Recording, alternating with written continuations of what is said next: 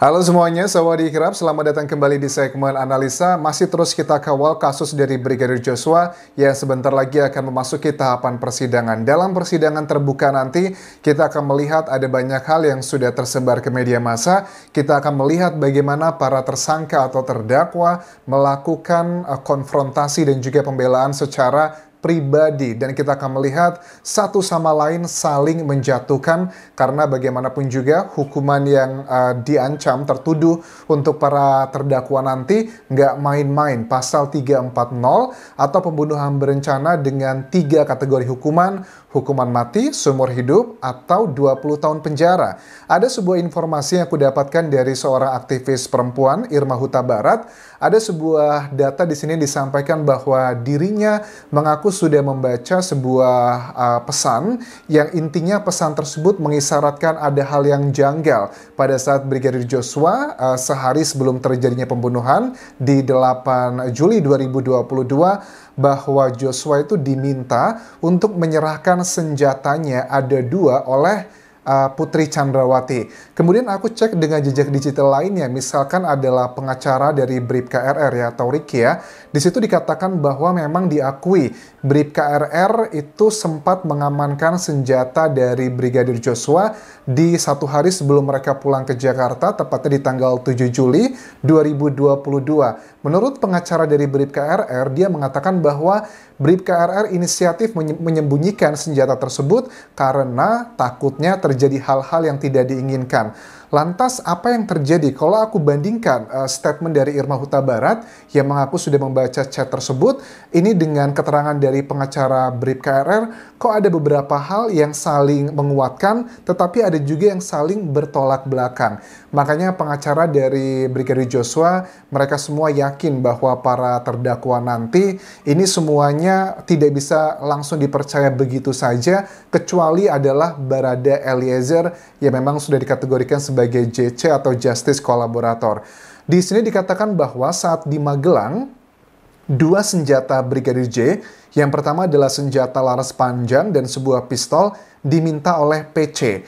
Nah, konteksnya kenapa ini diminta oleh PC kita juga nggak ngerti ya, apa yang terjadi, dan sebenarnya dimintanya ini apakah di tanggal 7 atau di tanggal 8 atau bahkan di tanggal 6. Tetapi kalau aku boleh prediksi, konteks dengan yang kita bahas selama ini, kemungkinan besar ini dimintanya adalah di tanggal 7 Juli 2022 sebelum mereka pulang ke Jakarta di tanggal 8 Juli tepat pembunuhan tersebut. Kenapa aku bisa berpikir seperti itu? Karena ada juga statement di sini dikatakan bahwa pada saat si Brigadir Joshua akan pulang juga bersama rombongan ke Jakarta di tanggal 8 Juli, dikatakan di sini bahwa ada statement, "Ibu, bolehkah dikembalikan senjata saya?" Tetapi itu tidak dikembalikan. Artinya senjata tersebut sudah diambil paling tidak 1 hari sebelumnya. Tapi kalau aku bandingkan dengan data dari pengacara Bribka RR bahwa di sehari sebelum terjadi pembunuhan tersebut dan juga mereka pulang ke Jakarta, itu kan diakui tentang kronologi ada terjadi keributan pada saat Bribka RR dan juga Baradae pulang setelah mengantarkan sesuatu hal ke sekolah anak-anak PC dan mereka ditelepon untuk segera pulang.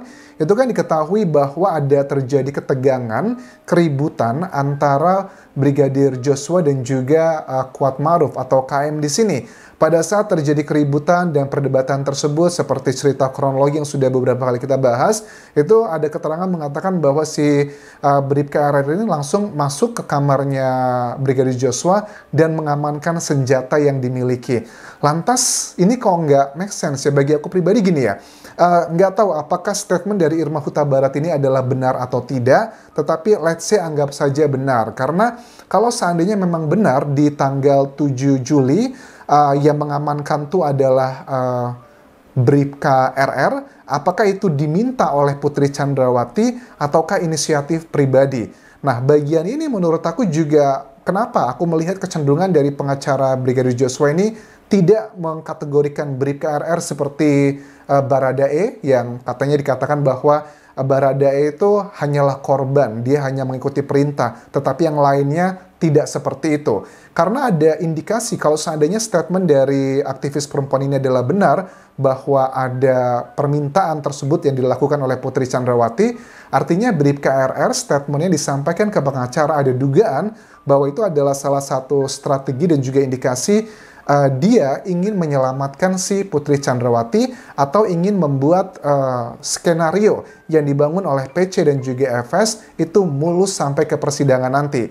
Well, kalau menurut aku pribadi, yang dilakukan Bribka RR dengan dia mengamankan secara inisiatif senjata yang ada di kamar Brigadir Joshua, bagi aku tidaklah cukup masuk akal. Kenapa? Kalau memang itu adalah inisiatif dia pribadi, kenapa di tanggal 8 Juli pada saat Brigadir J berserta rombongan akan menuju ke Jakarta, ada statement yang dikatakan bahwa Ibu, bolehkah dikembalikan senjata saya? Artinya Brigadir J sudah tahu bahwa terlepas yang mengeksekusi, yang mengambil senjata tersebut siapa, itu another story. Tetapi Brigadir J juga sudah tahu bahwa itu adalah yang autoritinya, yang meminta, terlepas pelaksanaan siapa, itu adalah Putri Chandrawati. Lantas hasilnya gimana, Anjas? Hasilnya adalah senjata tersebut tidak dikembalikan sampai mereka tiba di Jakarta, sampai Brigadir Joshua dihabisi. Nah, ini juga menjadi salah satu kayak puing-puing atau teka-teki yang sudah mulai terbuka satu persatu, karena ada banyak yang bilang ya, kenapa kok saat itu Brigadir Joshua tidak melakukan perlawanan? Kan dia juga sudah termasuknya lebih senior dibandingkan Baradae. Dia juga punya senjata, bahkan dikatakan di sini ada 2 senjata. Lantas kenapa dia tidak melakukan perlawanan? Kita sudah bisa tahu jawabannya kalau ini adalah benar ya teman-teman, bahwa senjatanya Brigadir Joshua itu memang sudah disita dari perjalanan ke Magelang. Kan ini juga mengindikasikan nggak mungkin nih alasannya apa coba. Seandainya gini, Putri Chandrawati selalu mengklaim beserta ya rombongannya kan ya, bahwa Brigadir J telah melakukan tindakan asusila yang berada di Magelang tersebut. Dikatakannya ada percobaan perkosaan, bahkan sudah diperkosa, dilecehkan seperti itu. Ibu Putri katanya jatuh di kamar mandi, terdeprok dan sebagainya. Adalah hal yang aneh, dia aja masih bisa menunjukkan kekuasaannya Putri Chandrawati. Senjatanya diambil. Itu tipikal orang yang aneh banget menurut aku. Kalau memang si Brigadir J melakukan hal seperti itu, dia pasti akan kabur karena dia sudah tahu itu melanggar hukum. Tetapi Putri Chandrawati ada kuasa. Dia bisa mengambil senjata tersebut. Jadi hal yang sangat tidak masuk akal. Kenapa kok si PC mengambil senjata dari Brigadir Joshua? Ini adalah indikasi sangat kuat bahwa sudah terjadi rencana pembunuhan tersebut. Apakah ini berhubungan dengan data juga yang disampaikan oleh Irma Huta Barat di salah satu vlognya, talk show-nya di channel YouTube-nya teman-teman, bahwa Brigadir Joshua itu kan dihabisi setelah 1 minggu bergabung ke Satgasus ya, sebuah departemen khusus yang dikategorikan adalah untuk kayak pasukan elitnya lah ya, elit untuk anggota Polri begitu. Apakah Brigadir Joshua mengetahui beberapa data di sana, lantas dibuat skenario, kemudian terkesannya adalah asusila, misalnya juga dia mendapatkan ancaman dari Kuat Ma'ruf, dugaannya, kalau sampai naik ke atas, kamu dihabisi, berhubungan ada juga framing-framing kita lihat, ada dugaannya perselingkuhan, ataupun juga perkosaan seperti itu. Ini kok sepertinya adalah sebuah skenario untuk mendapatkan keringanan hukuman untuk para tersangka nanti di persidangan.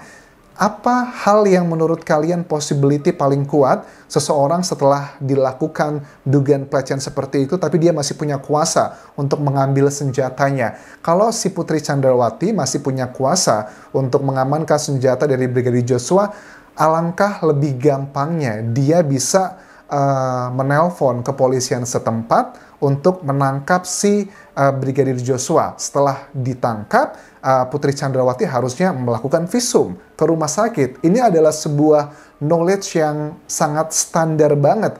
Kenapa yang di kasus di Indonesia sekarang yang lagi heboh tentang dugaan KDRT Lesti Kejora, dia aja bisa melakukan seperti itu. Tanpa basa-basi, tanpa konferensi pers di infotainment, dia langsung melaporkan kepolisian setelah melakukan visum dengan dugaan KDRT tersebut. Ini jelas indikasi ada sebuah rencana yang memang sudah dilakukan jauh hari, teman-teman. Makanya aku juga pada saat berkali-kali pengacara Brigadir J menyatakan bahwa motifnya bukanlah asusila seperti yang disampaikan dari Kapolri, tetapi ada sesuatu hal yang diketahui Brigadir J yang akan sangat membahayakan. Kok aku sekarang semakin lama semakin make sense, ternyata ada hubungan sangat detail ke situ. Karena selama 3 bulan, hampir 3 bulan terakhir ini kan kita berdiskusi mengenai motif yang adalah hal yang wajar. Kita ingin tahu motifnya apa. Pertama, sampai tentang perselingkuhan. Awalnya kan yang paling heboh itu adalah dugaan perselingkuhan. Kedua adalah tentang ya pelecehan, perkosaan, karena digaungkan dari si Putri Chandrawati tersebut, kemudian diresonansi dengan sejumlah lembaga kenegaraan di Indonesia, misalnya dari Komnas HAM dan juga Komnas Perempuan, terus bahkan sampai isu mengenai LGBT gitu, bahwa ada dugaan Verdi Sambo ada sesuatu hal yang berhubungan ke sana dengan Brigadir Joshua ataupun dengan yang lainnya. Itu kan berkutat seputar hal itu saja. Tetapi dari awal sampai sekarang, kalau tim dari kuasa hukumnya Brigadir Joshua, mereka tetap yakin, konsisten dari awal bahwa tidak ada motif mengenai asusila tersebut, tetapi lebih merujuk kepada sesuatu hal yang diketahui oleh Brigadir Joshua. Bahkan ada statement dugaan kuat dari Kamarudin Simanjuntak, jangan-jangan bahwa Brigadir J ini adalah kayak intel gitu ya, untuk memata-matai si Verdi Sambo. Karena dugaannya Verdi Sambo ini diketahui, karena aku juga sekarang menilai ya dengan beberapa sumber istimewa yang aku ngobrol, sumber istimewa ini mengatakan bahwa Verdi Sambo itu terlalu berkuasa. Banyak orang juga dari anggota-anggota Polri juga yang sakit hati dan tidak suka melihat dugaan-dugaan illegal things yang dilakukan oleh Verdi Sambo dan juga rombongannya. Itu adalah hal yang sangat possibility. Jadi nggak semuanya anggota Polri itu kesannya buruk, tetapi aku juga bisa jamin masih banyak kok anggota Polri itu yang menjalankan tugasnya dengan secara baik. Dan apa menurut kalian teman-teman, jika seandainya benar bahwa senjata Brigadir Joshua itu diambil 1 hari atau mungkin beberapa hari sebelum mereka pulang ke Jakarta, yang notabene itu adalah hari pembunuhan Brigadir Joshua, apa analisa kalian motifnya ke sana? Apakah ini berhubungan? Memang indikasi sangat kuat sudah terjadi rencana jauh hari untuk menghabisi Brigadir Joshua, dan Putri Chandrawati hanya menggunakan kelemahan yang dimiliki oleh mungkin hukum kita di Indonesia, karena ada pasal mengenai KDR mengenai pelecehan tersebut. Ya memang kalau untuk kasus pelecehan seperti itu ada treatment spesial yang harus didengarkan adalah korbannya si perempuan tersebut. Nah, mungkin dari kelemahan hukum ini ada poin-poin yang bisa menjadi peluang mereka mencari hal-hal tertentu, itu dimanfaatkan oleh timnya Verdi Sambo untuk melakukan manuver-manuver karena sudah ketahuan. Karena awalnya dipikirnya semuanya mulus-mulus aja, tetapi ternyata tidak seperti itu. Banyak oknum anggota Polri yang mereka membantu secara langsung ataupun tidak sudah terkena dalam kategori obstruction of justice. Makanya ini adalah senjata berikutnya lagi, menggunakan kelemahan-kelemahan dalam pasal-pasal di Indonesia, terutama untuk sesuatu hal yang berhubungan dengan kekerasan seksual, terutama untuk perempuan. Padahal itu sepertinya hanya dimanfaatkan saja ya. Itu adalah opini pribadiku. Terima kasih sudah menonton. Sampai ketemu lagi di video berikutnya. Terakhir, jangan lupa subscribe channel YouTube ini dan juga follow Instagram serta Facebook pageku di Anjas Asmara. Kalaupun kerap semuanya, kita kawal kasus ini hingga nanti tuntas, hingga putusan terakhir di persidangan. Sampai jumpa lagi.